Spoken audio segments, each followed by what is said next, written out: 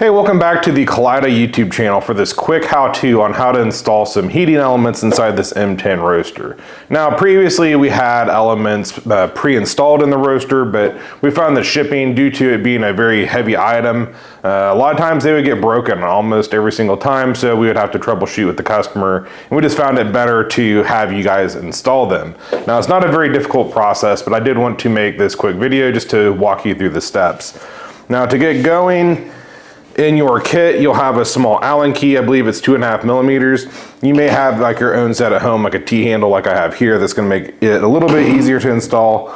You will need something like a Phillips head screwdriver for the control board. And not really required, but I like to have some needle nose pliers. Sometimes it's easy to pull those screws out a little bit easier with something like this.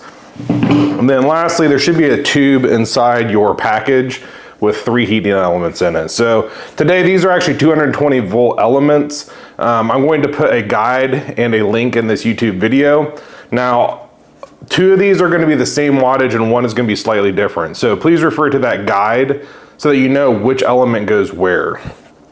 These are 220 volt. Like I mentioned, this is the same for 110, so it's not really a big deal. Just refer to that guide for the placement.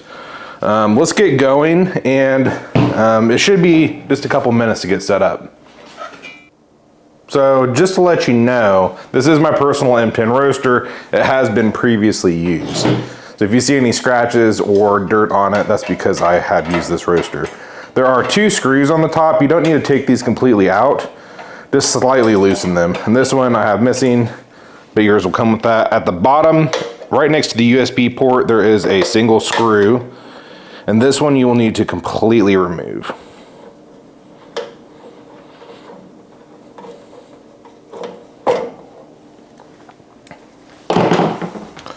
Next, it's usually a good idea to put the arms all the way up on your roaster, just to give you a little bit more room, and remove this back cover.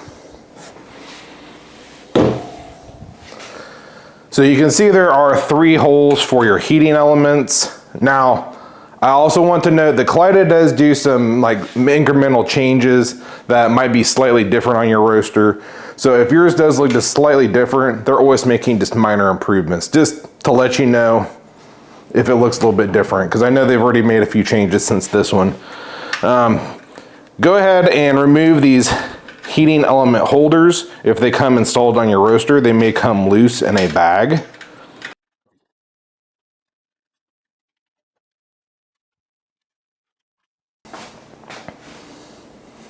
Now let's grab our heating elements and lay them out. We have a complete set of elements here.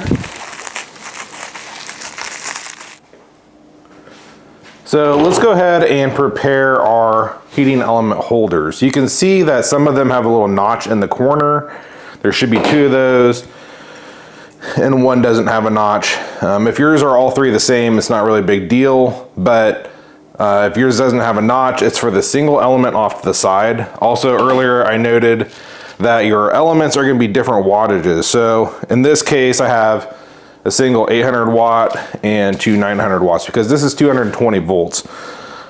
So the main reason for that is your single 800 watt is going to be off on the single side. And to prepare that, take your bracket and run the wires through. Don't try to push the glass through because it will not fit.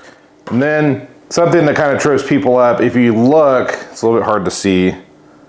See how there's a bump in the bottom of the heating element? And there's also a cutout in your metal bracket. Make sure to line up your heating element the correct way. And I actually put this in backwards. So the tab pointing outwards, line up the notch, and align like so. Next, you'll take what is essentially the bolt and insert it through the ceramic portion of the heating element. And then take your screw and align on top. You do want this to be nice and snug, but do not over tighten. You could crack the ceramic.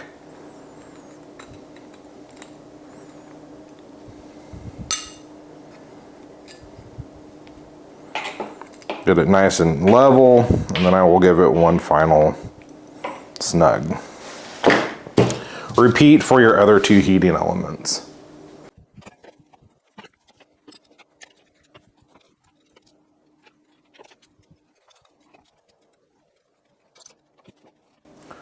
Okay, so now that we have our heating elements prepared, it's time to install them into the roaster. So we're going to take the one element that is smaller than the other two, and we're going to place it on the single side.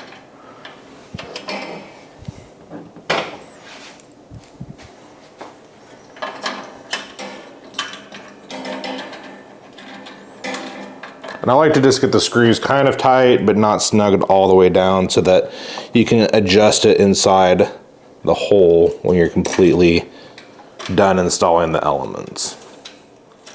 Repeat with the other two on this side.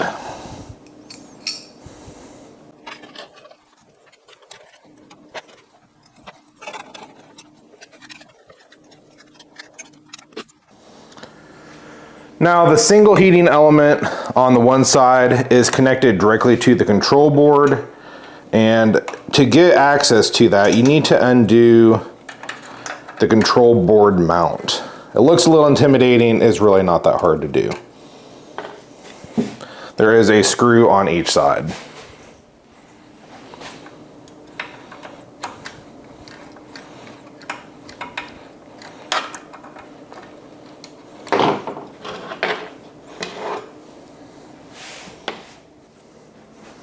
Not very much room is needed, but this will give us the clearance to tighten the screws down.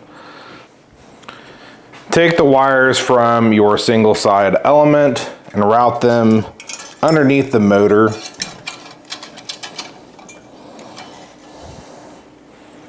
And make sure that there's no pinch points or anything.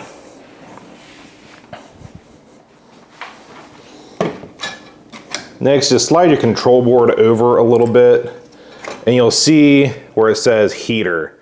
It has an N and an L. So it didn't really matter, but I like to follow, just for consistency's sake, take the red and put it under L and tighten down the terminal. And then take your white and put it under the neutral.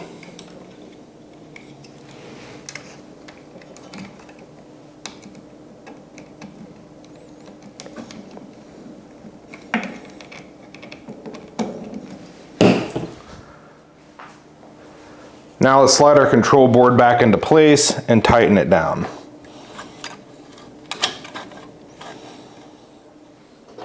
So one thing, it might be a little bit difficult to see, but there is a ground wire and there is a ground pad where there is no paint.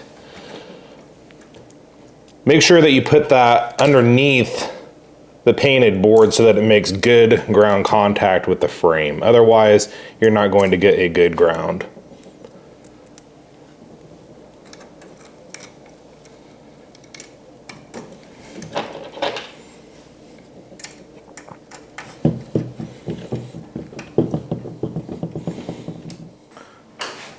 For the side with the two elements, there is this small terminal block, and a lot of people that make the mistake of cutting the zip tie, you can usually just pull it down and pull these covers off. I like to prepare my wires in a coil shape, just so that you keep it out of the way. You don't want your wires getting burned. You can use a screwdriver, anything that's round, to kind of coil them up and make kind of a spring shape.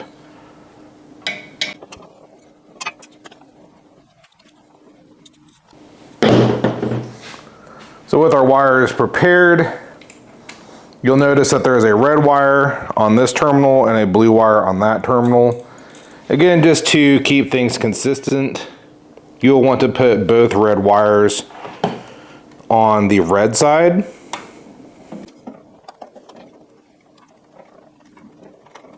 and the white wires on the blue side.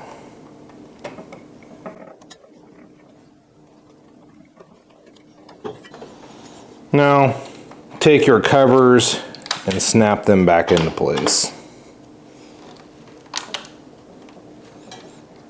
And if you didn't cut the zip tie, it should just pop back up. If you cut that zip tie, I recommend replacing the zip tie.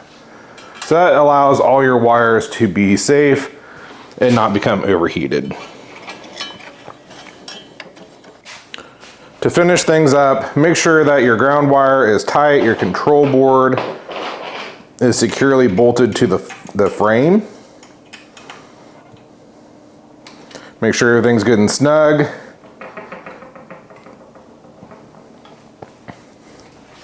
And then replace the outer shell.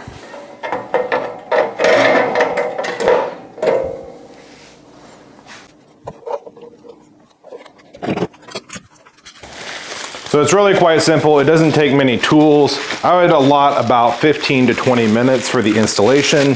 And definitely take your time. You can refer to our write-up as well as this video. And if you have any questions, feel free to reach out. But thanks for watching. Notes will be below, and we'll also do a blog article on our website as well with a little bit more detail. So hopefully this helps you get going. Again, this was an M10 today, and we're going to start doing this with the M6 as well. We're just having too many elements break. So thanks for watching. Hit subscribe. We have lots of cool stuff on the Kaleido, and also head over to our Espresso Outlet YouTube channel. We have a lot of cool stuff over there as well. Thanks.